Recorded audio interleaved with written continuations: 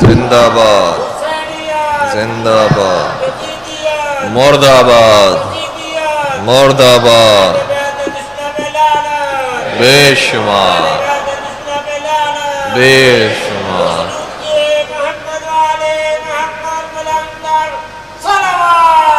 اللہم صلی علی محمد وآل محمد وعجل فرجہ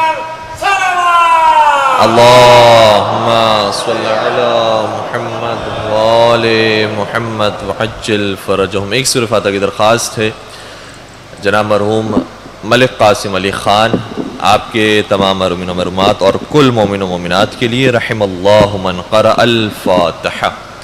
بسم اللہ الرحمن الرحیم، الحمد للہ رب العالمین، الرحمن الرحیم، مالک یوم الدین، ایاک نعبد وایاک نستعین، اهدنا الصراط المستقیم، صراط الذین انعمت علیہم غیر المغضوب علیہم ولا الضالین۔ درود پڑھ دیجئے محمد و آل محمد۔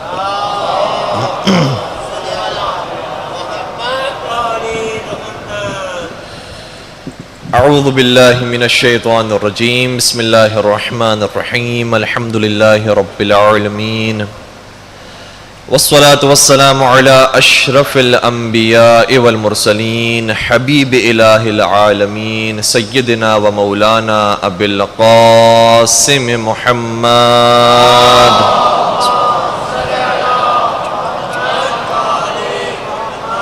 وعلى أهل بيته الطيبين الطاهرين المعصومين المظلومين الذين أذهب الله عنهم الرجس أهل البيت ويطهرهم تطهيرا۔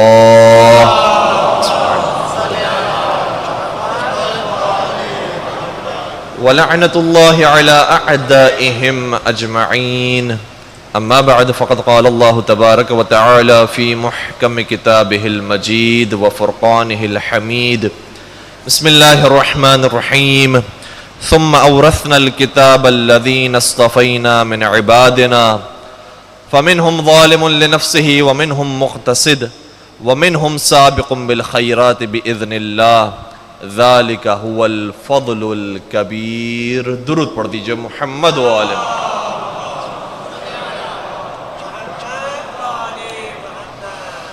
اعزان گرامی قدر، شاید ہمارا یہاں پر پہلی مرتبہ آپ کی خدمت میں آنا ہوا ہے، اور انشاءاللہ پروردگار اس حاضری کو قبول فرمائے اور ہماری زبان میں تاثیر عطا فرمائے، اور آپ تمام کو حسن سماعت عطا فرمائے، بلکہ پروردگار آپ کو بھی ہمارے ساتھ شامل ہونے کی توفیق عطا فرمائے اور اسی ذکر کے ساتھ جینا اور مرنا نصیب فرمائے۔ صحیح ہے کہ ہمارا شاید آپ سے پہلی مرتبہ انٹریکشن ہو رہا ہے، پہلی مرتبہ ہم خطاب کر رہے ہیں، لیکن حقیقت یہ ہے کہ ہم سب کے عقیدے ایک ہیں، نظریات ایک ہیں، ہم سب کے افکار ایک ہیں، ہم سب کی آئیڈیالوجیز ایک ہیں۔ اور اگر میں محرم کے زاویے میں رہ کر گفتگو کروں تو سیدہ کائنات نے اپنے بابا سے سوال کیا تھا کہ بابا جان میرے حسین پر کون سی قوم روئے گی؟ تو فرمایا تھا کہ ان نساء امتی یبکین علی نساء اہل بیتی، پروردگار ایک قوم پیدا کرے گا کہ جن کی عورتیں ہم اہل بیت کی عورتوں پر گریا کریں گے۔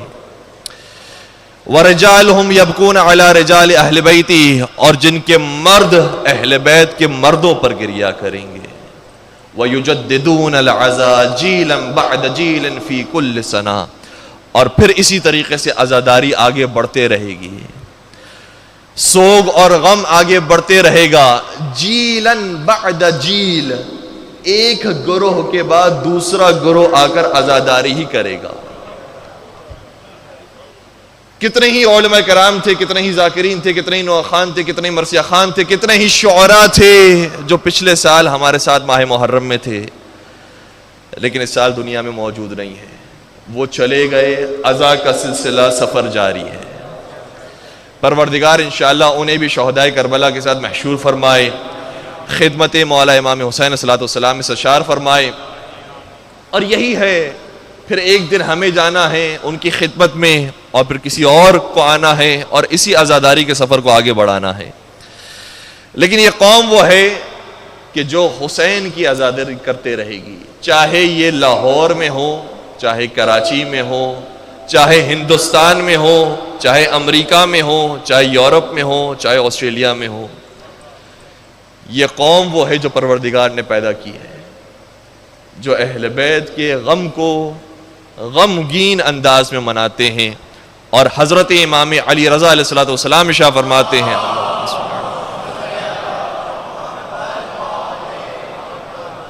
وہ طولانی روایت یقیناً آپ کی اذان عالیہ کے اندر ہوگی کہ جو ریان بن شبیب سے میرے مولا نے ارشاد فرمائی تھی، اس کا ایک جملہ یہ تھا، فرمایا یا ابن الشبیب ان سرک ان تکون فی الجنۃ العلا معنا فاحزن لحزننا وافرح لفرحنا. توجہ فرمائیے گا، فرمائے کہ اے فرزند شبیب، اے فرزند شبیب، توجہ فرمائیے گا، اگر تم چاہتے ہو کہ جنت میں ہمارے ساتھ آ جاؤ تو کیا کرو؟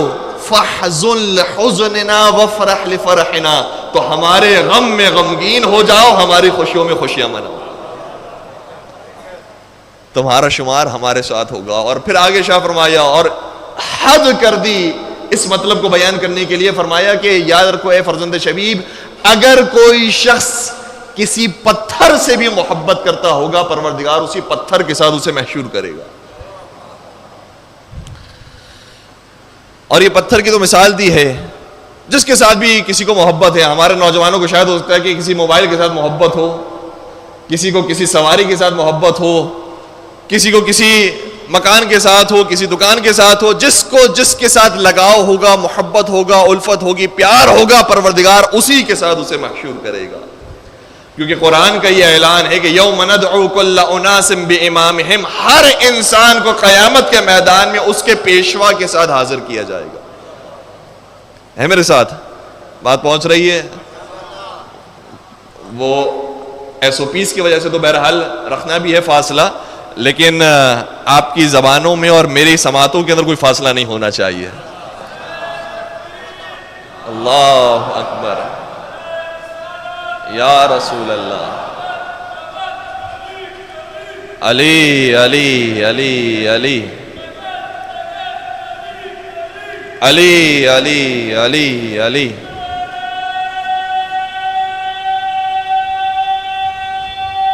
سب مل کے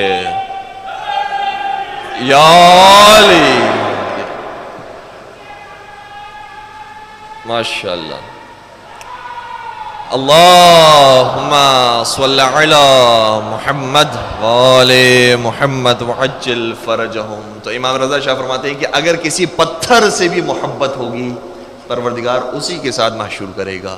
ابھی انسان کی قسمت ہے کہ مینا میں موجود 3 پتھروں کے ساتھ محبت کرے، یا پتھروں کے بجائے 3 افراد سے محبت کرے، یا پھر حجر اسود سے محبت کرے، یا جو مولود کعبہ ہے اس سے محبت کرے.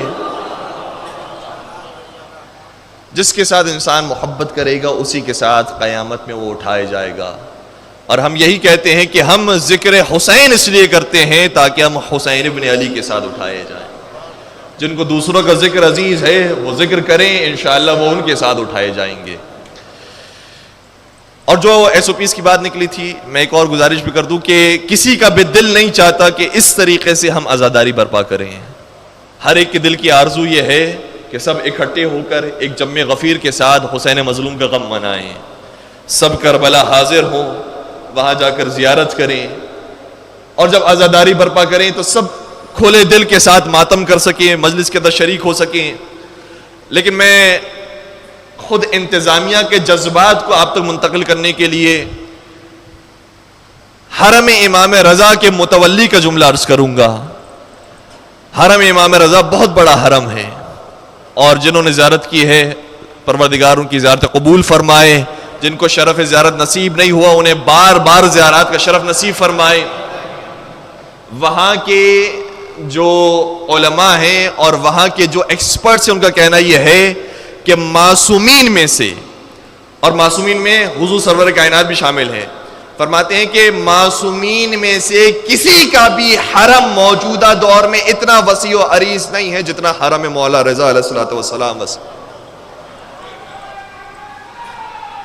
اللہم صلی علی محمد وآلہ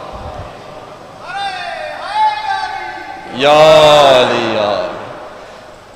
لیکن اتنا حرم وسیع و عریض ہونے کے باوجود ان کے متولی نے ایک مرتبہ مائک پر آ کر آن ایئر آن لائن یہ اعلان کیا اور روتے روتے انہوں نے بات کہی، کہا کہ ہم نہیں چاہتے کہ اس طریقے سے بندش ہو، ہم نہیں چاہتے کہ دروازوں کو بند کیا جائے، لوگوں کو روکا جائے زیارات سے، ہم تو چاہتے ہیں کہ زائرین کا رش ہو، ہم خود زوار کو دیکھیں، مومنین کی تعداد کو دیکھیں، ہمارا دل خوش ہوتا ہے کہ اتنے لوگ آتے ہیں مولا رضا کے حرم میں، لیکن ہمارا صرف خوف یہ ہے کہ اگر ہم نے حرم اسی طریقے سے کھلا رکھا جس طریقے سے وبا سے پہلے کھلا تھا، اور خدا نہ خواستہ اس وبا سے متاثر کوئی شخص ہو جاتا ہے اور وہ یا بیمار ہو جاتا ہے یا وہ اس دنیا سے چلا جاتا ہے، تو قیامت کے میدان میں اگر امام رضا نے میرا گریبان پکڑ لیا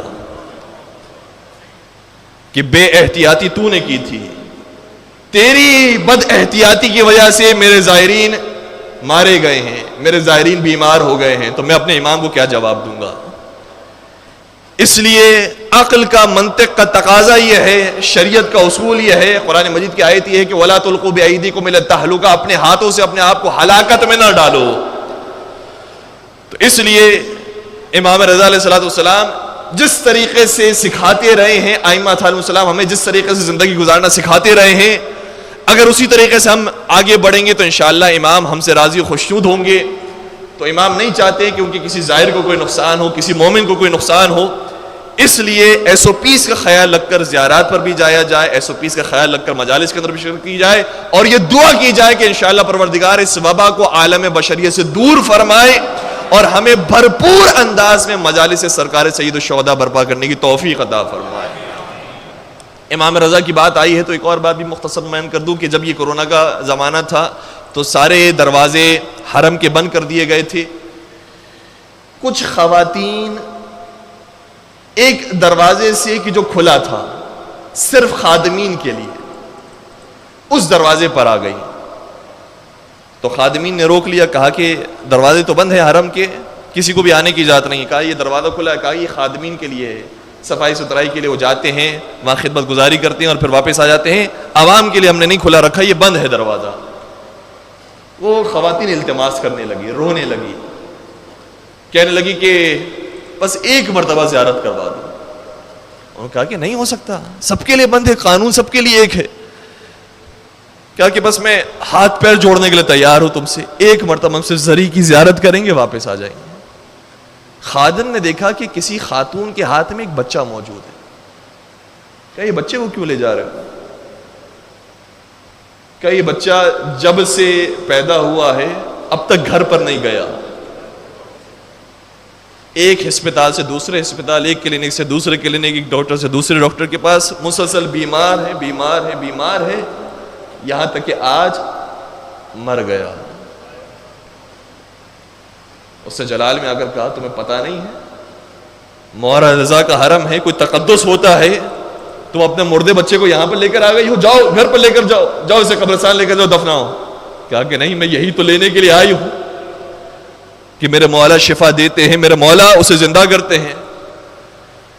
کہا کہ مولا رضا کے حرم سے شفا ملتی ہے، مولا رضا مردوں کو تھوڑی زندہ کریں گے۔ بس یہی باتیں ہو رہی تھی کہ اتنے میں ایک اور خادم آیا، اس کا دل پسیج گیا، اس نے کہا کہ کیا حرج ہے، لے جانے دو، یہاں پر کوئی ایسا حرج بھی نہیں ہے، جائے گی زیارت کر کے واپس آ جائے گی، جو اس کی قسمت میں ہو انشاءاللہ اسے حاصل ہوگا۔ کہا کہ نہیں، ہم جانے نہیں دے سکتے، اصول کی پابندی کرنا ضروری ہے۔ اس خادم نے کہا کہ چلو بچہ مجھے دے دو۔ ماں نے پورے شوق کے ساتھ اپنا بچہ اس خادم امام رضا کے حوالے کیا کہ یہ اپنے مولا کی زیارت کروا کے آئے گا۔ لیکن جیسے ہی بچے کو لے کر وہ زری کی طرف آگے بڑھا، ماں کا دل پسیج گیا، بار بار آ کر باقی خادمین سے پوچھی تھی بہت وقت ہو گیا، کب آنے والا ہے میرا بچہ، کب آئے گا، بہت ٹائم ہو گیا ہے، یہ کب میرے بچے کو لے کر آئے گا؟ وہ خادم کہتا ہے ابھی تو 2 منٹ ہوئی ہے، ابھی 5 منٹ گزری ہے، صبر کرو صبر کرو، آنے والا ہے۔ بس تقریباً 7-8 منٹ گزری تھی، وہ بچہ خادم دوبارہ لے کر آیا، ماں کی آگوش میں دیا، ماں نے چادر اوڑھی، خادم نے سوال کیا کیا ہوا؟ کہا کہ شیر لے رہا ہے۔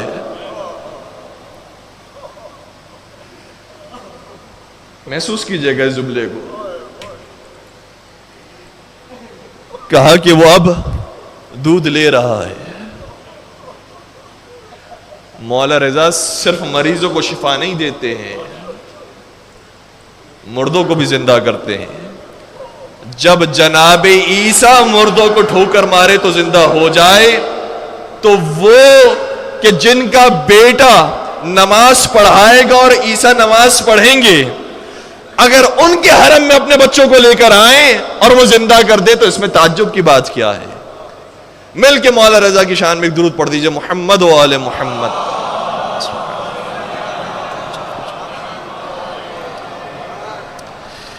اس لیے ان دونوں سروں کو ہمیں تھام کر رکھنا ہے. کہیں ایسا نہ ہو کہ ہم افراد کا شکار ہو جائیں کہ مجلسوں سے کچھ حاصل نہیں ہوتا، عزاداریوں سے کچھ حاصل نہیں ہوتا، زیارتوں سے کچھ حاصل نہیں ہوتا، حرم سے کچھ حاصل نہیں ہوتا. بالکل بھی ایسا نہیں ہے. معجزات موجود ہیں، کرامات موجود ہیں، لیکن دوسری طرف سے ہمیں عقل اور منطق استعمال کرنے کا بھی حکم دیا گیا ہے، اور اسی فارمولے کے مطابق عمل کرنا ہے کہ جو نبی اکرم نے دیا ہے. کہ جب ایک شخص نے آ کر سوال کیا کہ یا رسول اللہ، توکل کسے کہتے ہیں؟ کیا اسے کہتے ہیں کہ میں اپنی سواری کو چھوڑ دوں اور خدا پر توکل کروں، یا اسے کہتے ہیں کہ اپنی سواری کو باندھوں اور پھر خدا پر توکل کروں؟ تو اللہ کے رسول نے بیان فرمایا، اپنی سواری کو باندھو اور پھر خدا پر توکل کرو، اسے توکل کہا جاتا ہے.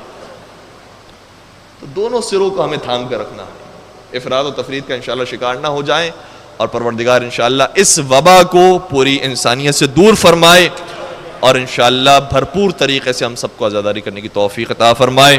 مل کے ان دعاؤں کی قبولیت کی ایک اور صلوات پڑھ دیجئے، محمد و عالم.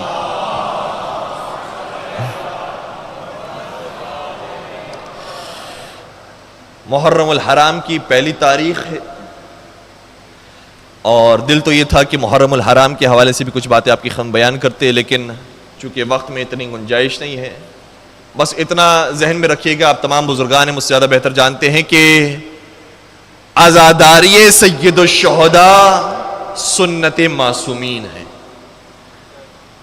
اور یہ وہ سنت ہے جو بعض معصومین نے شہادت سے پہلے انجام دی ہے.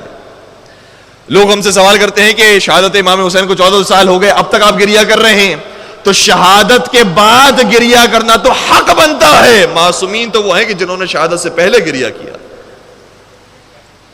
شہادت کے بعد تو حق بنتا ہے کہ گریہ کیا جائے. سید سجاد 40 سال تک گریہ کرے، حق بنتا ہے.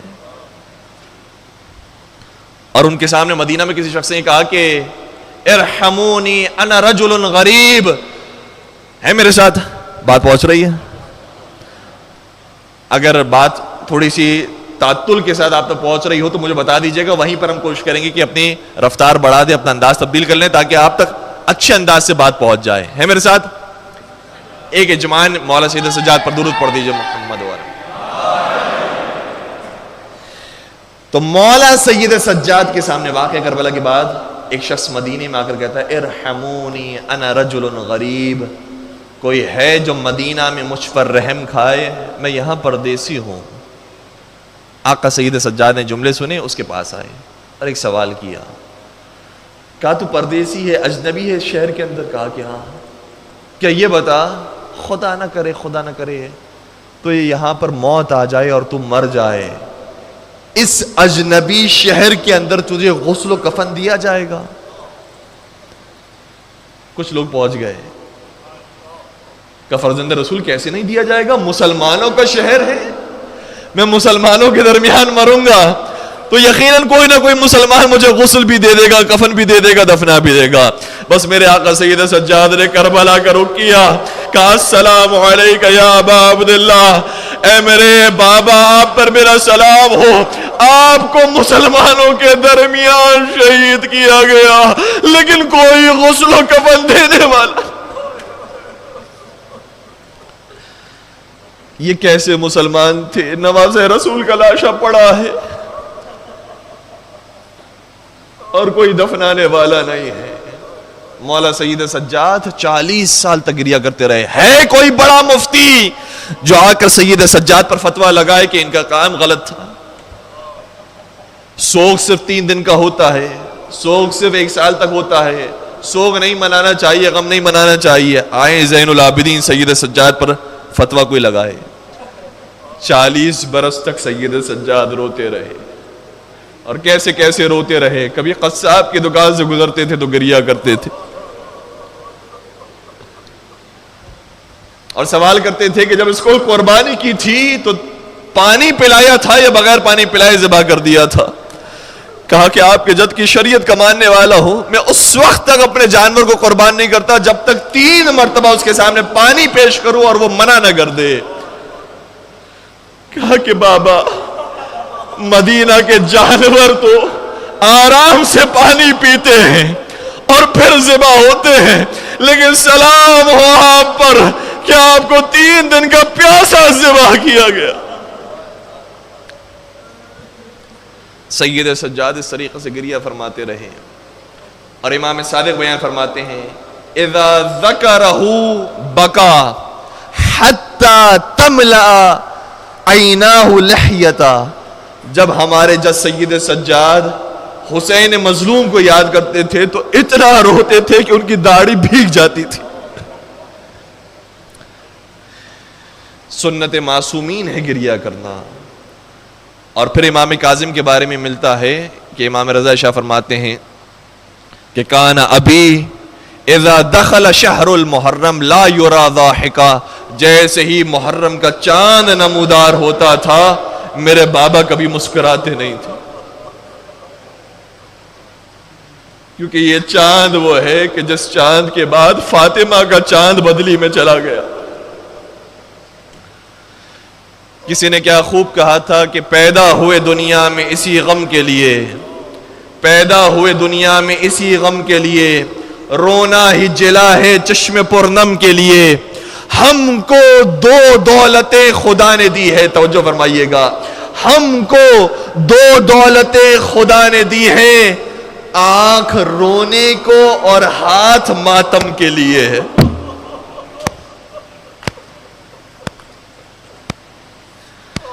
ماہ محرم کی آج پہلی تاریخ ہے.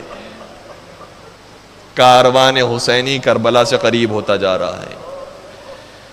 عزاداری برپا کرنا یہ سنت نبی ہے، سنت علی ہے، سنت زہرا ہے، سنت امام ہے. کسی بھی طریقے سے اس سے دامن نہ چھوڑائیے گا. بس عزیزو، انشاءاللہ یہ سفر ہمارا جاری و ساری رہے گا، اور اس پورے عشرے کے اندر بار بار کربلا والوں کا ذکر ہوتا رہے گا، چونکہ ایام ہی وہ ہیں. لیکن کچھ موضوع کے تقاضوں کو بھی پورا ہونا ہے. انشاءاللہ ہمارا اس عشرہ عزا کے لیے جو موضوع ہے وہ ہے عظمت اہل بیت اور سیرت اہل بیت.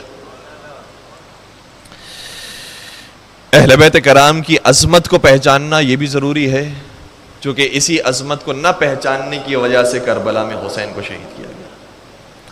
اور پھر سیرت پر بھی عمل کرنا ضروری ہے، ان کی سیرت کو جاننا سننا یہ بھی ضروری ہے، کیونکہ اگر سیرت کو نہیں پہچانا تو کہیں ایسا نہ ہو جائے کہ جیسے نام کے مسلمان تھے ویسے نام کے کوئی خدا نہ خواستہ حسینی ہو.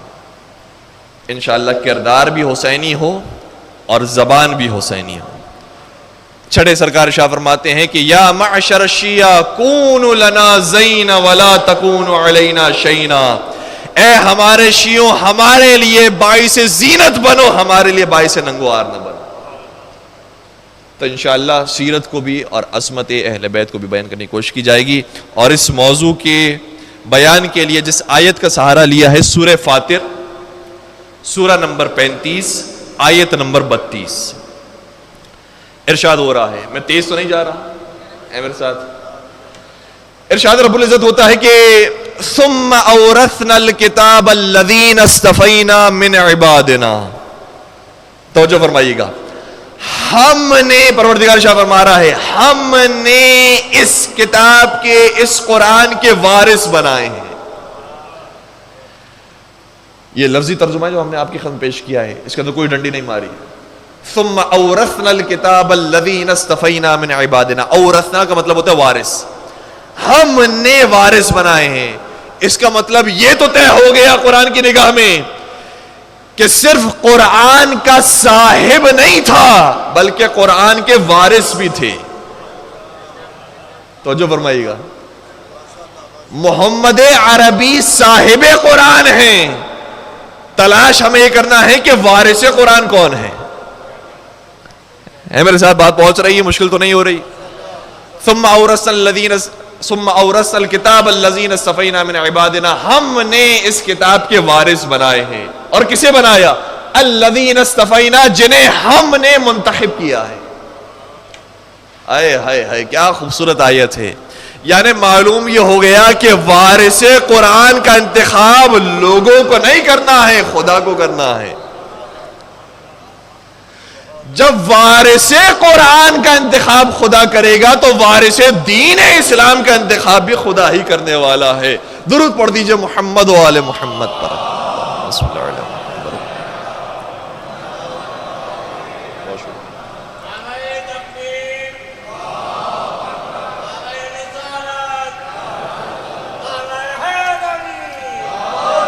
ماشاءاللہ یا علی، سلامت رہیں. اللہم صلی علی محمد وآل محمد وعجل فرجہم. تو کسے وارث بنایا ہے؟ جنہیں ہم نے انتخاب کیا ہے، جسے لوگوں نے نہ انتخاب کیا ہو، کسی شورا نے نہ انتخاب کیا ہو، کسی اور کی وصیت پر نہ بنا ہو. اگر کوئی وارث قرآن ہے تو وہ ہے کہ جسے ہم نے انتخاب کیا ہے. اور کن میں سے انتخاب کیا؟ من عبادنا، اپنے بندوں میں سے، ہمارے بندوں میں سے. اور بندوں کی قسمیں کیا ہے؟ عجیب بات یہ ہو گئی، ہم جب بندوں کو تقسیم کرتے ہیں، انسانیت کو اور لوگوں کو تقسیم کیا جاتا ہے تہذیب کے اعتبار سے، اخلاق کے، کردار کے اعتبار سے، تو اسے دو حصوں میں تقسیم کیا جاتا ہے. یا تہذیب یافتہ لوگ ہیں، یا تہذیب حاصل کرنے والے لوگ ہیں. یا با کردار لوگ ہیں یا بد کردار لوگ ہیں. یا با اخلاق لوگ ہیں، میرے ساتھ دیجیے گا، یا بد اخلاق لوگ ہیں یا با اخلاق لوگ ہیں. یا اچھے کردار کے لوگ ہیں یا برے کردار کے لوگ ہیں. پوری دنیا میں یہی تقسیم ہوتی ہے انسانوں کی. یہ اچھا ہے یہ برا ہے. انسانوں کو چھوڑ دیجئے، باہر کو چھوڑ دیجئے، گھر والوں کو دیکھ لیجئے. گھر کے اندر بھی ہم یہی تقسیم کرتے ہیں، یہ اچھا ہے یہ برا ہے، یہ فرما بردار ہے یا نافرمان ہے، یہ نیک ہے یہ نمازی ہے یہ شریف ہے، اور یہ ویسا نیک نہیں ہے یہ برا ہے. تو پوری دنیا میں جو تقسیم ہے وہ یہ دو ہی ہے، یا اچھے ہیں یا برے ہیں. لیکن کمال ہو گیا اس آیت کے اندر، خدا نے کہا ہمارے نزدیک تقسیم دو نہیں ہے بلکہ تین قسمیں ہیں. کچھ لوگ پہنچ گئے اور کچھ کو پہنچانا ہے. تین قسمیں ہیں ہمارے نزدیک، دو قسمیں نہیں ہیں. کون کون سی تین قسمیں ہیں؟ قرآن کو سنیے، آگے بیان ہوتا ہے فَمِنْهُمْ ظَالِمٌ لِنَفْسِهِ. پہلی قسم وہ ہے کہ جو اپنے نفس پر ظلم کرنے والے ہیں. یہ جو اپنے نفس پر ظلم کرنے والے ہیں تو برے لوگ ہیں. بات واضح سی بات، جو اپنے نفس پر ظلم کر رہا ہے. اچھا مزے کی بات یہ ہے کہ جو نفس پر ظلم کر رہا ہے اس کو خود نہیں معلوم کہ وہ اپنے نفس پر ظلم کر رہا ہے. ظالم سمجھ رہا ہے کہ دوسروں پر ظلم کر رہا ہے. ایک بڑے خوبصورت حدیث ہے رسالت مآب حضرت محمد مصطفیٰ صلی اللہ علیہ وسلم.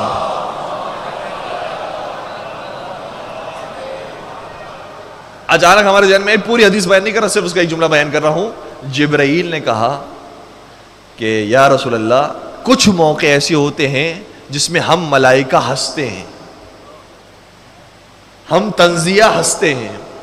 ان میں سے ایک موقع یہ ہے کہ نبی اکرم شاہ فرماتے ہیں کہ جبرائیل نے یہ بیان کیا کہ کوئی زمیندار جس کی زمین ہو، جس کا مکان ہو، جس کا باغ ہو، جب وہ اپنے باغ کی باؤنڈریز بنا رہا ہوتا ہے تو اپنے پڑوس کی باؤنڈری سے ایک بالش اور لے لیتا ہے. اپنی زمین میں ایک بالش کا اور اضافہ کرتا ہے، ایک بالش غصب کرتا ہے. تو ہم ملائکہ ہنستے ہیں، بھائی تیری اتنی بڑی زمین تیرا پیٹ نہیں بھر سکی، یہ ایک بالش کا پیٹ بھرے گی. بات پہنچ رہی ہے؟ تو ہم سمجھ رہے ہوتے ہیں کہ دوسروں پر ظلم کر رہے ہیں، دوسروں پر ظلم نہیں کر رہے ہیں، اپنے آپ پر ظلم کر رہے ہیں. فَمِنْهُمْ ظَالِمٌ لِنَفْسِهِ. کچھ ایسے ہیں جو اپنے نفس پر ظلم کرنے والے ہیں، یہ برے لوگ ہیں. دوسری کیٹیگری وَمِنْهُمْ مُقْتَصِدٌ. اور کچھ وہ ہیں جو میانہ روی اختیار کرتے ہیں، یہ اعتدال کا راستہ اختیار کرتے ہیں، یہ افراط و تفریط کا شکار نہیں ہوتے، یہ تجاوز نہیں کرتے ہیں، یہ ظلم نہیں کرتے ہیں، یہ میانہ روی اختیار کرنے والے ہیں، اعتدال والے ہیں، یہ اچھے لوگ ہیں. ہو گئی بات ختم؟ کہا نہیں، ایک گروہ ابھی بھی باقی ہے.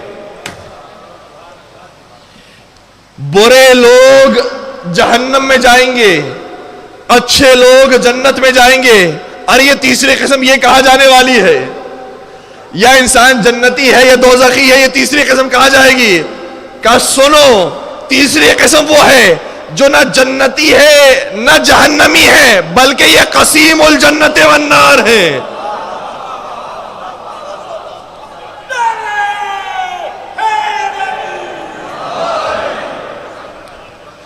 یہ وہ ہیں جو مالک جنت و دوزخ ہیں، اور قرآن نے ان کی تعریف بیان کی. وَمِنْهُمْ سَابِقٌ بِالْخَيْرَاتِ بِإِذْنِ اللَّهِ. تیسری قسم وہ ہے جو صرف نیکیاں نہیں کرتی ہیں، نیکیوں میں سبقت اختیار کرتی ہیں. ان کی پرواز بہت اونچی ہے. یہ صرف نام کے علی نہیں ہے، یہ کردار کے بھی علی ہیں. بِإِذْنِ اللَّهِ. اور یہ اپنے اختصاب سے اور دنیا سے تعلیم حاصل کر کے یہ پرواز حاصل نہیں کی ہے، بلکہ پروردگار کی عطا کردہ پرواز ہے. پروردگار نے انہیں یہ پرواز دی ہے. یہ تیسری قسم ہے. ذالک هو الفضل الکبیر. اور یہی وہ فضل ہے جو سب سے بڑا فضل. جس فضل کو اللہ کبیر اور کبریائے متعال کبیر کا ہے، وہ کتنا بڑا فضل ہوگا. یہ امامت وہ عہدہ ہے، یہ حجت پروردگار ہونا وہ عہدہ ہے کہ جسے پروردگار فضل کبیر کہہ رہا. بس عزیزوں، ہمیں سمجھنا ہے کہ یہ جو تیسرا طبقہ ہے یہ کون سا ہے. اور اگر یہ واضح ہو گیا تو وہ سمجھ میں آ جائے گا کہ پھر ہمیں انہی کی سیرت پر چلنا ہے، انہی کے نقشہ قدم پر آگے بڑھنا ہے. میرے ساتھ یہ تیسرا طبقہ وہ ہے، توجہ فرمائے گا، دوبارہ میں آیت کی طرف آ رہا ہوں. سابقٌ بالخیرات. یہ صرف نیکیاں انجام نہیں دیتے ہیں، نیکیوں میں سبقت کرتے ہیں. نماز پڑھنے والے تو بہت ہوں گے، لیکن کوئی ایسی نماز بھی دکھاؤ کہ نماز بھی ہو اور زکات بھی ہو. یار کوئی ایسی نماز تو دکھاؤ کہ نماز ہو اور آیت نازل ہو جائے. کوئی ایسی نماز تو دکھاؤ، کوئی ایسا سجدہ تو دکھاؤ جو زیر خنجر ادا ہو رہا ہو. یہ صرف ملے گا تو اہل بیت کے گھرانے میں ملے گا. اور کمال ہو گیا کہ پوری دنیا کو پروردگار یہ کہہ رہا ہے کہ اپنا بستر چھوڑو، مصلی پر آ جاؤ. اور مصطفیٰ وہ ہے کہ جس کو پروردگار کہہ رہا ہے یا ایھا المزمل قم اللیل الا قلیلا. اے میرے حبیب، تم مصلی چھوڑ دے، بستر پر آ جاؤ.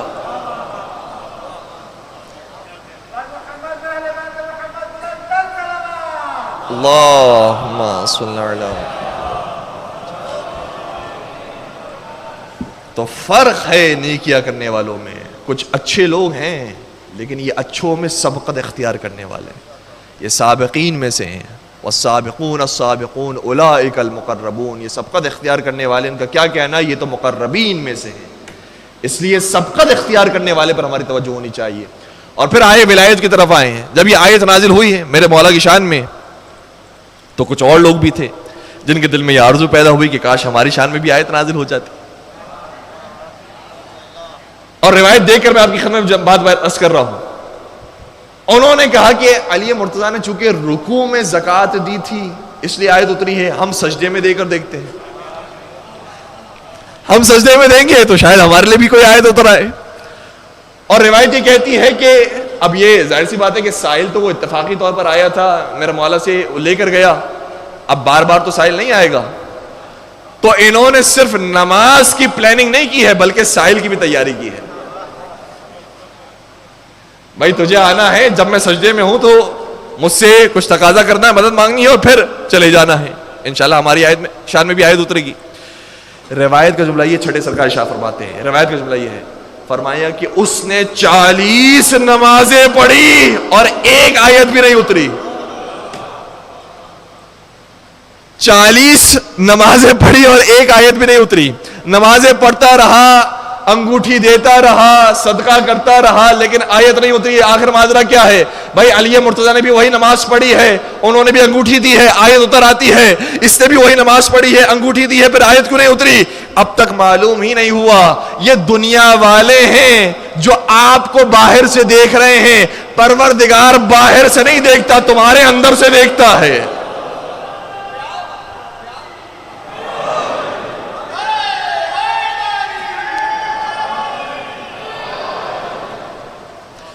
پروردگار اندر سے دیکھتا ہے. پروردگار دیکھتا ہے کہ کس خلوص کے ساتھ نماز پڑھی گئی ہے.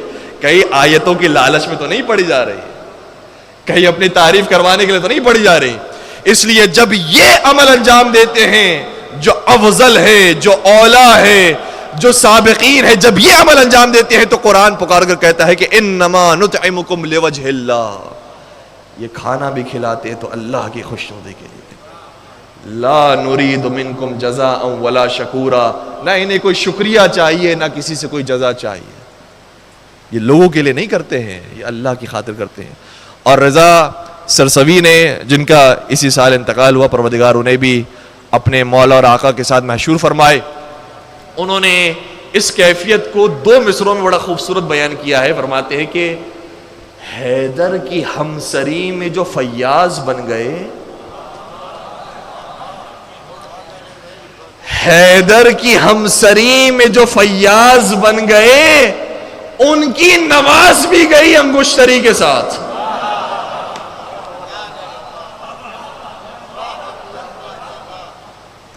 ان کی نماز بھی گئی انگشتری کے ساتھ. چونکہ پروردگار کو وہ نماز بھی پسند نہیں ہے جو دوسروں کے لیے انجام دی جائے. ہر عمل ہو تو پروردگار کے لیے ہو, خلوص نیت کے ساتھ ہو. اس لیے اہل بیت کے اعمال وہ ہیں کہ جو انما نطعمکم لوجہ اللہ, پروردگار کے لیے ہوتے ہیں, خدا کی رضا کے لیے ہوتے ہیں. بس عزیزو, سابقین کو ہمیں پہچاننا ہے. سابقین ہے کون؟ یہ ہر عمل میں آپ کو سبقت اختیار کرتے ہوئے نظر آئیں گے. صرف نماز کی بات نہیں ہے. یہ روزہ رکھیں گے تو آیت نازل ہوں گی وَيُطْعِمُونَ الطَّعَامَ عَلَىٰ حُبِّهِ مِسْكِينًا وَيَتِيمًا وَأَسِيرًا. یہ اللہ کی محبت میں یتیم, مسکین اور اسیر کو کھانا کھلاتے ہیں.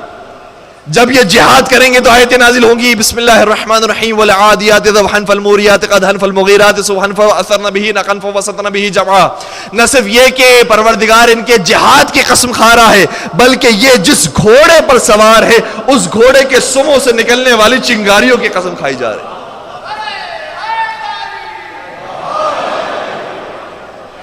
جب یہ ایثار کریں گے تو قرآن مجید کی آیت نازل ہوگی وَيُؤْثِرُونَ عَلَىٰ انفسہم ولو کان بہم خصاصہ. یہ خود مجبور ہوتے ہیں لیکن دنیا والوں کو کھلاتے ہیں. اور جب یہ حج انجام دیں گے تو پھر ایک آیت نہیں 2 آیتیں اتریں گی.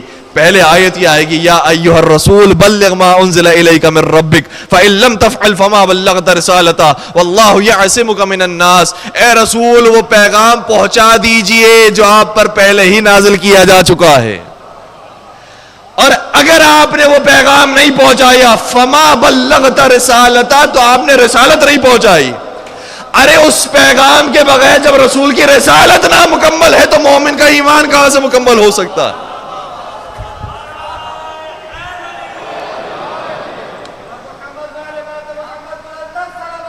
اللہم صلی علی محمد. اور پھر جب حج ہو گیا تو پھر آیت نازل ہوئی الیوم اکملت لکم دینکم واتممت علیکم نعمتی ورضیت لکم الاسلام دینا. آج کے دن ہم نے نعمتوں کو تمام کر دیا, دین کو مکمل کر دیا اور دین اسلام سے ہم راضی ہو گئے. تو ہمیں توجہ رکھیے گا, ایک جملہ عرض کرنا چاہ رہا ہوں. ہمیں اولا کے پیچھے جانا ہے, لولا کے پیچھے نہیں جانا. جو اولا ہو اس کی پیروی کرنی ہے, اس کی اطاعت کرنی ہے, اس کا اتباع کرنا ہے.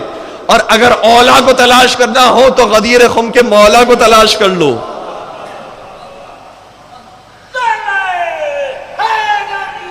یار یہ اولا وہ ہیں کہ جنہیں نبی نے مولا بنایا ہے, اور وہ لولا کہنے والے وہ ہیں کہ جو علی کے زمانے میں بھی کہتے رہے لولا علی اللہ لکا, اور امام صادق کے دور میں بھی کہنے لگے لولا السنتان لہلک النعمان.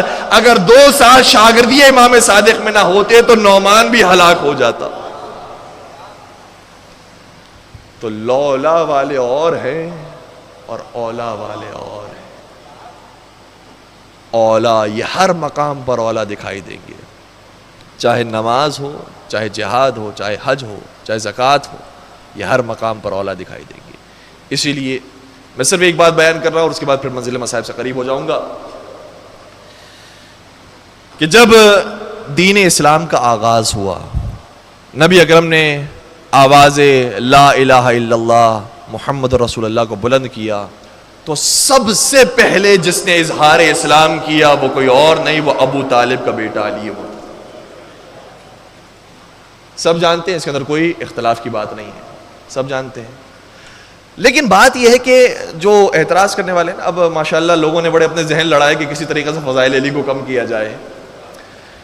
انہیں موقع تو نہیں مل سکا کہ اپنے ذہن لڑا کر امت مسلمہ کو کوئی نسخے کیمیا دے دیں، کوئی نجات کا راستہ بتا دیں، کوئی تعمیر کر لیں، کوئی ایٹم بم بنا لیں، کوئی ترقی کا کام انجام دے دیں. لیکن ہاں، انہوں نے اپنی ساری محنتوں کو، اپنی ساری کوششوں کو صرف کیا ہے فضائل علی کو کم کرنے.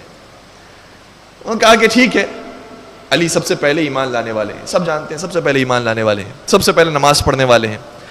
لیکن علی نے اس وقت نماز پڑھی ہے جب وہ کم سن تھے، تو کم سن کے ایمان کی کوئی حیثیت نہیں ہوتی. اللہ، کم سن بچہ اگر کوئی نماز پڑھے اس کی نماز کی کوئی ویلیو نہیں ہوتی. اس لیے اگر علی نے اس وقت ایمان قبول بھی کر لیا اور ایمان لے کر آ گئے تو چونکہ نابالغ تھا نعوذ باللہ، اس لیے ان کے ایمان کی کوئی حیثیت نہیں ہے. ہاں، ان کی ایمان کی بڑی حیثیت ہے کہ جو ساری زندگی بتوں کو سجدہ کرتے رہے لیکن بالغ ہونے کے بعد وہ ایمان لے کر آئے، ان کے ایمان کی بڑی اہمیت ہے. لیکن وہ علی کہ جو مولود کعبہ ہے، کبھی بھی بتوں کے سامنے سجدہ نہیں کیا، لیکن 10 برس کی عمر میں ایمان لے کر آ گئے. وہ چونکہ بچپن میں تھے اس لیے ان کے ایمان کی کوئی حیثیت نہیں. اچھا، اس کا جواب اگر ہم دیں تو بات اور ہے، لیکن مزہ تو یہ ہے کہ اس کا جواب بھی میں آپ کی خدمت میں پیش کروں تو دشمن اہل بیت کی زبان سے پیش کروں.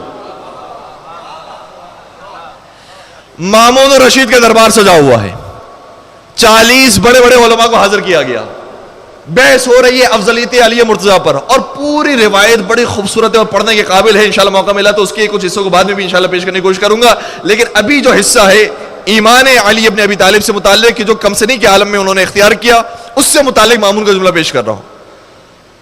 مامون نے بڑے بڑے علماء کو سامنے لے کر آئے، یحییٰ ابن اقسم بھی اس کے اندر شامل ہے، اور اس میں ایک اور عالم ہے جس کا نام ہے اسحاق بن ابراہیم بن اسماعیل. سوال کیا کہ کیا ہو گیا افضلیت علی مرتضیٰ پر، بس تمہارے پاس اتنی دلیلیں تھی، خاموش ہو گئے؟ پھر مامون نے سوال کیا، مجھے بتاؤ سب سے پہلے نبی اکرم پر ایمان لانے والا کون ہے؟ سب نے بیک آواز ہو کر کہا علی سب سے پہلے ایمان لانے والے. لیکن کوئی آگے بڑھا اور اسحاق بن ابراہیم نے کہا کہ ان کے ایمان کی کوئی حیثیت نہیں ہے چونکہ بچپن میں ایمان لے کر آئے تھے. مامون کا جواب سنیے گا، دشمن اہل بیت، لیکن جواب کیا دیا ہے سننے کے قابل ہے. کہا کہ اچھا، علی کے ایمان کی کوئی حیثیت نہیں ہے. پھر مجھے یہ بتاؤ کہ علی جو ایمان لے کر آئے ہیں وہ دعوت نبی کی وجہ سے لائے ہیں یا الہام خدا کی وجہ سے لائے ہیں؟ تھوڑی سی مشکل باتیں لیکن میرے ساتھ دیجیے گا، بات کو میں آسان کروں گا. دو ہی صورتیں ہیں، یا تو پروردگار سے الہام ہوا ہے اور ایمان لے کر آ گئے، یا نبی نے دعوت دی اور ایمان لے کر آ گئے. دو صورتوں کے علاوہ تو کوئی صورت نہیں ہے، یہ دو صورتیں بن سکتی ہیں. اگر کہتے ہیں کہ خدا نے الہام کیا ہے تو بھی پھنس جاتے ہیں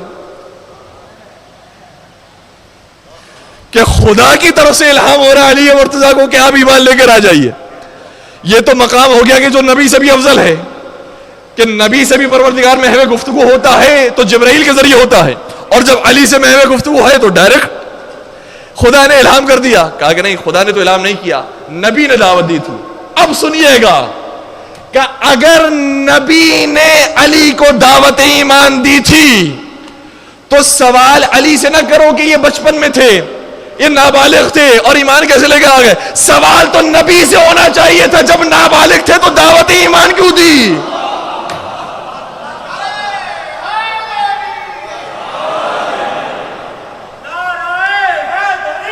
یا علی یا علی یا علی. سوال تو اللہم صلی علی محمد وآلہ محمد. پھر اعتراض علی پر نہیں بنتا ہے، پھر اعتراض نبی پر نعوذ باللہ ہوتا ہے کہ جب وہ جانتے تھے کہ یہ کم سن ہے تو دعوت کیوں دی، اور دعوت دے دی تو علی مرتضیٰ نے اسے قبول کیا اور اظہار اسلام فرمایا. اور سب سے پہلے نماز ہوئی ہے تو نبی نماز پڑھا رہے تھے، علی نماز پڑھ رہے. بس عزیزوں، یہ جو اعتراضات کرنے والے ہیں الحمدللہ ہم کوشش کریں گے کہ یہاں پر کچھ باتوں کو بیان کریں، اور اس اعتراض کا مفصل جواب بھی موجود ہے، لیکن میں اشاروں کے طرف بات بیان کر رہا ہوں چونکہ دامن وقت میں گنجائش نہیں ہے. خود مامون نے اس بات کا اعتراف کیا، کہا کہ نبی کے زمانے میں بچے اور بھی تھے، آئے ہائے ہائے، کم سن بچے اور بھی تھے، نوجوان اور بھی تھے، لیکن نبی نے کسی اور نابالغ کو دعوت اسلام نہیں دی. اگر دی ہے تو علی مرتضیٰ کو دی ہے. اس کا مطلب نبی جانتے ہیں کہ علی کی کم سنی اور ہے، باقیوں کی کم سنی اور ہے.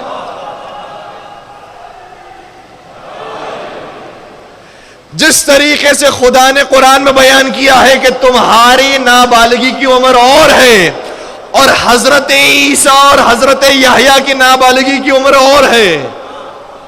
وہ اس دنیا میں آتے ہیں تو نبی ہوتے ہیں، وہ اس دنیا میں آتے ہیں تو کلام کرتے ہیں، وہ اس دنیا میں آتے ہیں تو رسول بن جاتے ہیں. تو حضرت عیسیٰ آئے ہیں، بہت کم سنی کی عمر میں نبوت ملی. حضرت یحییٰ آئے ہیں، بہت کم سنی کی عمر میں نبوت ملی. اور یہ تو انبیاء کی بات ہے. میں تو آپ کے سامنے علی مرتضیٰ کے 90 جانشین کی مثال پیش کروں. جب امام جواد کو امامت ملی تو بڑے بڑے علماء موجود تھے، یحییٰ ابن اقسم بھی موجود تھا، قاضی القضات بھی موجود تھا، لیکن علی کے 90 جانشین کا مقابلہ جب بڑا عالم نہیں کر سکا تو خود علی کا مقابلہ بڑے سے بڑا عالم کیا کرے گا.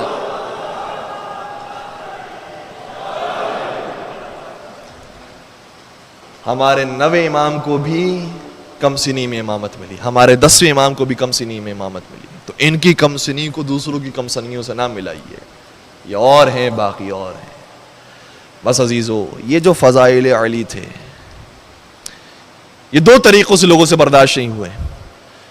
یا تو وہ سن رہے تھے کہ ہر چیز میں نبی اگر کسی کی فضیلت بیان کرتے ہیں تو علی کی فضیلت ہے، انا مدینۃ العلم وعلی بابھا، انا دار الحکمہ وعلی بابھا، انا وعلی ابوا هذه الامہ. ہر چیز میں علی ساتھ ہے. بھائی بنایا تو علی کو بنایا، اپنے بستر پر سلایا تو علی کو سلایا، جنگوں میں بھیجا تو علی مرتضیٰ کو بھیجا. اگر ان کے فضائل جنگوں بیان کیے تو پھر علی کا نام آ رہا ہے. تو کچھ ایسے تھے کہ جو فضائل کی مار کھا رہے تھے، ان سے فضائل برداشت نہیں، اور یہ حسد کی آگ ان میں لگی ہوئی تھی.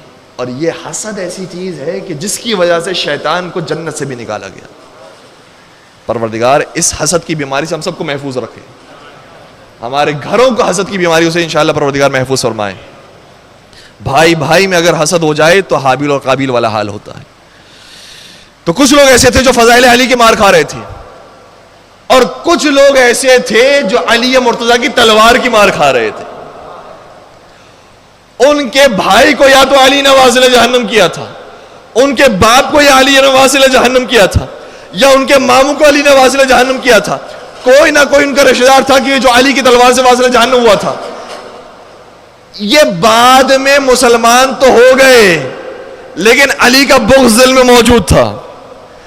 یہ 2 طرح کے لوگ تھے جو علی مرتضیٰ کے مقابلے پر تھے، یا فضائل کی مار کھانے والے یا تلوار کی مار کھانے والے. بس عزیزو، جب علی کو خلافت مل گئی تو جو فضائل کی مار کھا رہے تھے ان کی بیٹی جمل میں آ گئی، اور جو تلوار کی مار کھا رہا تھا وہ صفین میں اس کا بیٹا آ گیا.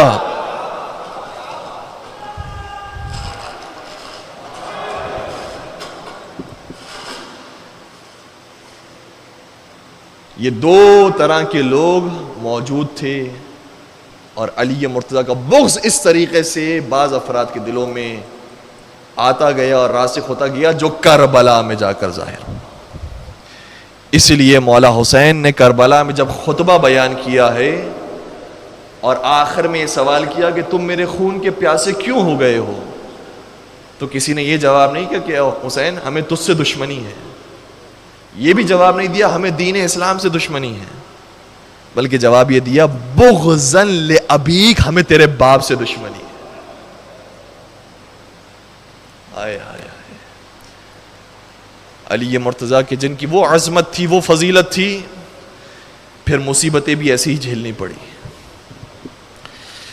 خود میرے مولا کے لیے تو ابن ملجم کی تلوار کو برداشت کرنا آسان تھا، لیکن حسین کی گلوئے مبارک پر شمر کا خنجر کیسے علی برداشت کرے؟ میرے مولا اپنی اولاد کو کربلا میں کیسے قربان ہوتا ہوا برداشت کریں؟ علی مرتضیٰ کی دشمنی کربلا تک آ گئی. بس عزیزوں، مولا حسین کا جو کاروان مدینہ سے نکلا ہے وہ آہستہ آہستہ اب کربلا کے راستوں میں ہے. لیکن ہمارے لیے تو کربلا اسی وقت شروع ہو گئی تھی جب حسین مظلوم نے مدینہ چھوڑا تھا.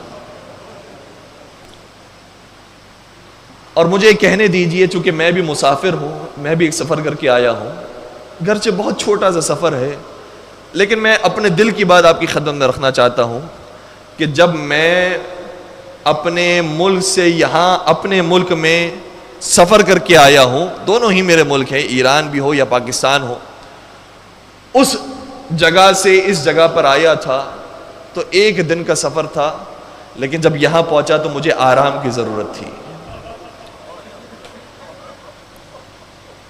جب یہاں پہنچا تو مجھے آرام دہ بستر کی ضرورت تھی، مجھے اچھے کھانوں کی ضرورت تھی، مجھے طاقتور اور تقویت پہنچانے والی غذاؤں کی ضرورت تھی، مجھے پانی کی ضرورت تھی. سنیں گے مولا حسین اور ان کے بچوں کا سفر کتنے عرصے کا ہے؟ 28 رجب کو مدینہ چھوڑا تھا اور اس کے بعد سے حسین سفر میں ہے. رجب کے بعد شعبان آ گیا، شعبان کے بعد رمضان آیا، رمضان کے بعد شعبان آیا، شعبان کے بعد ذیقعد آیا، ذیقعد کے بعد ذوالحج آیا، اور 2 محرم کو حسین کربلا میں پہنچے. جس نے 5 مہینوں کا سفر اپنے اہل و عیال کے ساتھ کیا ہو، اسے کتنی آرام کی ضرورت ہے. لیکن عزیزوں، 2 محرم کو جیسے ہی کربلا پہنچے ہیں حسین، جانتے ہیں کہ کچھ ہی دنوں کے بعد قربانیاں پیش کرنی. اجرکم علی اللہ. بس عزیزوں، یہ سفر کو آج ہم بیان کرنے کی کوشش کریں گے، اور 2 محرم کی جب کل تاریخ داخل ہوگی تو کوشش کریں گے کہ انشاءاللہ کربلا، چونکہ 2 محرم کے میرے امام آئے ہیں، اس لیے کربلا سے متعلق باتیں کل کی گفتگو بیان کریں.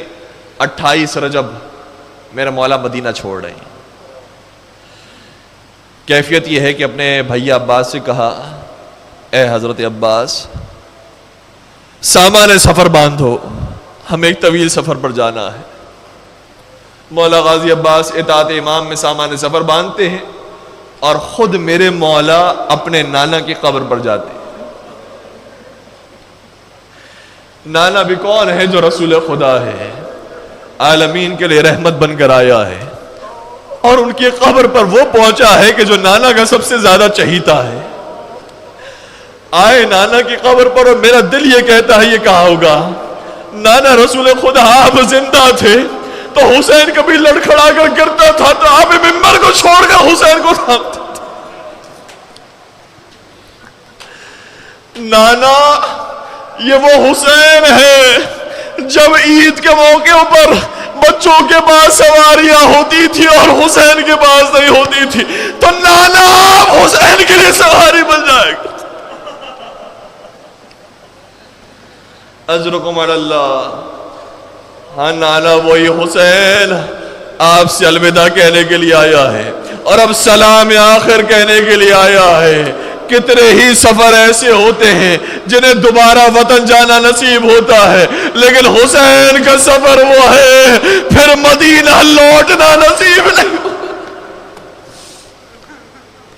اپنے نانا کی قبر سے ودا ہوئے، پھر اپنی ماں کی قبر پر بھی آئے ہوں گے، سیدہ کائنات کی قبر مطہر پر بھی آئے ہوں گے، آئے اپنے مادر گرامی کی قبر پر، اور کیا گفتگو کی یہ تو مجھے نہیں معلوم، یہ تو روایتوں میں موجود بھی نہیں ہے، لیکن میرا دل یہ کہتا ہے اتنا ضرور کہا ہوگا، اے اماں جب آپ کا وقت شہادت تھا اور آپ کا حسین آپ سے ملنے کے لیے آیا تھا تو بندے کفن توڑ کر حسین کو سینے تھا. اے مادر گرامی حسین پھر آپ کے پاس آیا ہے, اپنے ہاتھوں کو قبر سے نکالیے.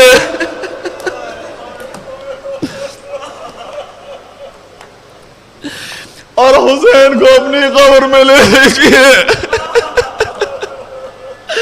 حسین اپنی ماں کو چھوڑنا نہیں چاہتا, لیکن شاید ماں کی طرف سے بھی آواز آئی ہوگی, بیٹا حسین تو گھبرا نہیں, تو آگے آگے چل, تیرے پیچھے تیری ماں آئے گی. ہر مقام پر تیری ماں پہنچے گی. بس عزیزو, میرے مولا نے اپنی ماں کی قبر سے بھی ودا کیا, اور اب عماریہ تیار ہونے لگی. راوی کہتا ہے کہ میں اس وقت داخل ہوا جب محلے بنی ہاشم اپنا محلہ چھوڑ کر جا رہے تھے. میں نے عجیب منظر دیکھا, نہ صرف عباس حسین کے ساتھ ہے, نہ صرف علی اکبر حسین کے ساتھ ہے, نہ صرف قاسم حسین کے ساتھ ہے, بلکہ میں نے کیا دیکھا, سیدانیہ بھی حسین کے ساتھ سفر پر. اجرکم علی اللہ, اجرکم علی اللہ. رونے کے ایام ہیں. کچھ مسائل میں بھی پڑھنا چاہتا ہوں, آپ بھی اپنی آوازوں کو آزاد رکھیے گا تاکہ جو بھی اس مجلس میں آئی ہے وہ راضی و خوش ہو کر اٹھے.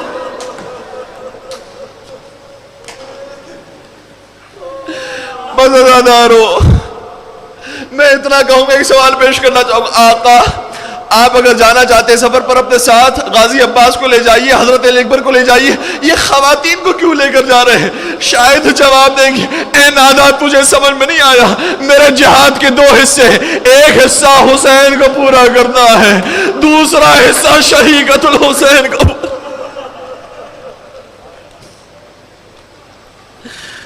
اگر یہ میری بہنیں نہ ہوں تو مقصد حسین پورا نہیں ہو سکتا. بس یہ بیبیاں اماریوں پر سوار ہونے لگیں. پوری روایت میں تفصیل تو موجود نہیں ہے, لیکن آپ جانتے ہیں کہ کیا حالات پیش آئے ہوں گے. لہذا میرا دل یہ کہتا ہے کہ جب ایک مخدرہ باہر آئی ہوں گی, حضرت علی اکبر نے انہیں سہارا دیا ہوگا. یہ کون سی بیوی ہوں گی؟ یہ ان کی مادر گرامی ام لیلہ ہوں گی. دو زانی ہو کر بیٹھ گئے ہوں گے, اپنی مادر گرامی کو اماری میں سوار کروایا ہوگا. پھر ایک اور شہزادی نکلی ہوں گی, جناب قاسم آگے بڑھے ہوں گے. یہ کون سی شہزادی ہے؟ یہ ماں ام فروا ہے. حضرت قاسم نے اپنی مادر گرامی کو سوار کروا دیا, اور اب ایک اور بیوی آگے بڑھی جن کے استقبال کے لیے غازی ابوالفضل عباس آگے بڑھے. یہ کون سی بیوی ہے؟ یہ علی مرتضیٰ کی چھوٹی بیٹی جناب ام کلثوم ہے. غازی عباس نے بھی سوار کروا دیا. اور اب روایت کا جملہ ہے جو روایت میں ذکر ہے کہ پھر ایک مخدرہ آگے بڑھی تو ان کو سوار کروانے کے لیے نواز رسول کھڑے ہو گئے, اور حسین ابن علی نے انہیں سوار کروایا. یہ میری بیوی ثانیہ زہرا کی شان تھی کہ خود وقت کا امام انہیں سوار کروا رہا ہے, لیکن عزادارو آپ گریہ کر رہے ہیں. میں تو شان سیدہ ثانیہ زہرا بیان کر رہا ہوں, آپ گریہ کیوں کر رہے ہیں؟ مجھے معلوم ہے یہ گریہ کس وجہ سے, کیونکہ آپ صرف مدینے کو نہیں سوچ رہے, آپ کربلا کو بھی یاد کر رہے ہیں. ایک وقت وہ آئے گا جب نہ حسین ہوں گے, جب نہ عباس ہوں گے, جب نہ علی اکبر ہوں گے, یہ تنہا بیویاں رہ جائیں گی. ہر بیوی کو تو ثانیہ زہرا سوار کروائے گی. پھر ثانیہ زہرا تنہا ہوگی, مختل کی طرف بے بسی کے ساتھ دیکھے گی, ارے کوئی آئے اور مجھے بھی سوار کروائے.